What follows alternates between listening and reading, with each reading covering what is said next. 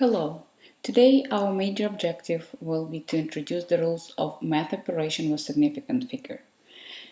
To get to this topic, I want to review the material we covered yesterday, accuracy and precision, and what is called significant figure. So you can see the definition of accuracy and precision on your screen. Please be sure to check that's what you have in your notes. And I want to emphasize when we talk about accuracy, so we talk about the extent at which to which a reported measurement approaches the true value. So to measure this extent, so that's when we calculate percent discrepancy. Yesterday I used a term percent error. So percent discrepancy, the word discrepancy means how far away. So to calculate discrepancy, we have to calculate the difference. And that's the equation to calculate that percent error, percent discrepancy. So the x, it's a ratio, okay, as you can see it is a ratio, and it's experimental value minus theoretical value, or the true value, over the value that considered to be true. It's called theoretical. So the difference between experimental result and theoretical result, compare to theoretical result, times 100%. That's how to calculate percent discrepancy. And as I mentioned yesterday, so the percent discrepancy that it's within 20%, so allows us to call the data accurate. So to improve accuracy, if the accuracy is higher, if the percentage is higher than 20%. So to improve the accuracy, there are three major reasons for the results to be not accurate: human error, method error, and instrument error. So human error, it's when the experimenter are not familiar with instrument and reading the scale wrong. Method error, when the quantity that is being measured and the method that it's used is incorrect. And instrument error, it's the condition of instrument. So for example, the ruler made of wood can be damaged within the time, and it will give an instrument error. So we can see that any of these reasons can be easily fixed, and their accuracy can be improved by experiment. Okay, precision is related mostly to the instrument. So it's a degree of refinement of measurements, and it's connected to the limitation of the measuring instrument. So the limitation means it's how small divisions it has. That's what we talked about yesterday. And I have examples of two measurements, 18.2 and 18.20 centimeters. Just by looking at these two measurements, we can talk about the precision of instrument. For example, I would recommend you to stop here, maybe pause, and have a class discussion about how do you think the rulers were different. If the one ruler we can report measurements 18.2 centimeter, and the other ruler we can report the measurements of 18.20 centimeters. So what kind of difference in divisions it might have. So. Well, I think, as I've heard, you always have a good discussion. So, and the major point here is that the ruler that was used to get these measurements, 18.2 centimeters, had only the centimeter divisions. It did not have any millimeters. And the reason why I can claim it, because there are three significant figures here.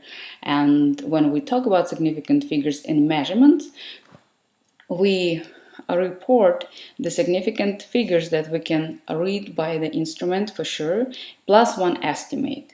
So the last number is always the estimate. So since this is an estimate, it means it was not presented by a scale. So the only measurements that were presented by scale were 18 centimeters, and the next number is estimate. So that's why I can claim that this ruler did not have a millimeter division. It was only centimeter division marks, and the precision of this ruler, it would be half of the division, which is half of centimeter. So if we have to claim the error, and when the delta in this case used to present the error, so the error in this measurement would be half of a centimeter, which is, or other words, half of the division of the centimeter. Okay, so in this ruler, we can see the last number that being estimated. It takes place in the hundreds. So which means this ruler does have millimeters. So using this ruler, we were able to read 18.2 centimeters for sure. But the last number we have to estimate, and because it seemed that it was lined up with 2, so to show the precision we just add a 0, so 18.20 centimeters. So this ruler did have millimeters, so in this case the precision of this ruler, so and the error that we might have is the half of the division, which is half of the millimeter. So usually the error, this is presentation of the error, it's a half of the division of the smallest division. So the smallest division here is millimeter, the half of that is half of millimeter. If we change it to centimeter, it's going to be 0.05 of a centimeter. And you can see that the precision matches the last number that we were able to estimate. So when we look at the results, by how many the number of significant figures tells us the precision of the instrument that we use. So to talk about if results are precise or not, we have to have a set of values. To claim the result, the accuracy of the results, we can have only one number.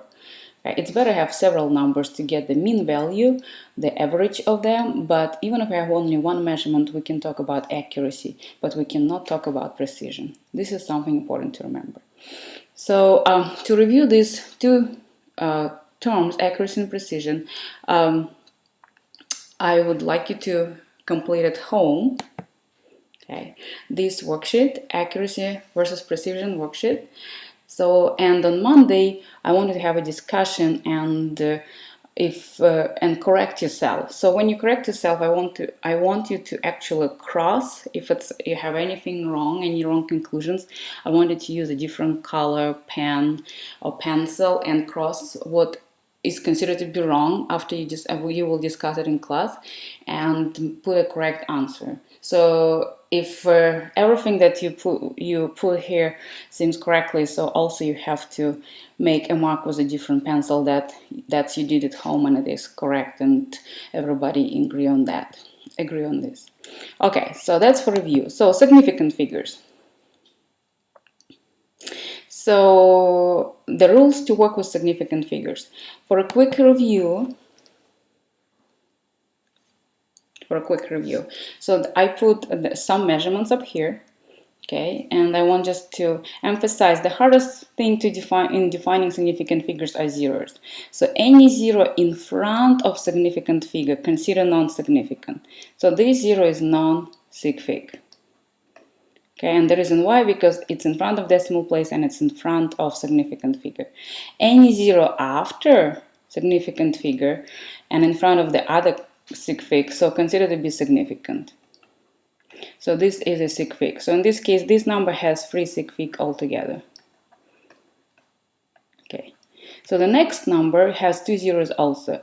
This zero is between 2 sig figs, so it is significant.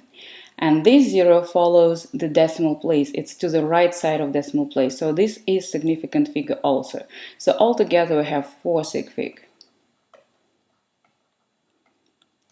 So right here, 2 zeros. So think how many sig fig. And you can pause for a second. And you can see it's only 1 sig fig here. Right here we have 2 zeros in front and 1 zero that follows to the right side of the decimal place. So think how many sig fig here. And if your answer is 2, it is correct. Okay. And I will have to, so think about these two examples and I will provide you with the answer in the next video.